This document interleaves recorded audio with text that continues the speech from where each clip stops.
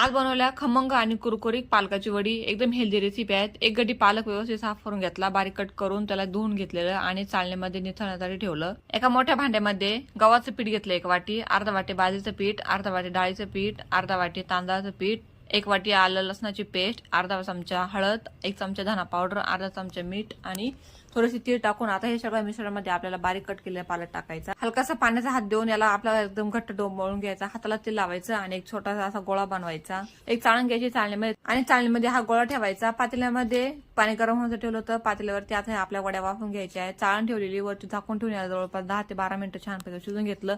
शिजलाय ते कसं चेक करायचं, एक चाकू घालायचं, चाकू जर ड्राय निघाला तर समजून घ्यायचा आपला व्यवस्थित वडा शिजलाय. थंड झाला जाता याचे आपल्याला छानपैकी काप करून घ्यायचे. गॅसवरती पॅन गरम होण्यासाठी ठेवला, गरजेप्रमाणे तेल टाकलं आणि एक एक वड्या आता आपल्या याच्यामध्ये स्प्रेड करून घ्यायच्या. याला जवळजवळ 5 ते 7 मिनिटं मिडियम गॅसवरती छानपैकी फ्राय होऊन देऊ द्या. तुम्हाला हवे असेल तर तुम्ही तळू शकतात. 5 ते 7 मिनिटं याची परत बाजू पलटून घ्या.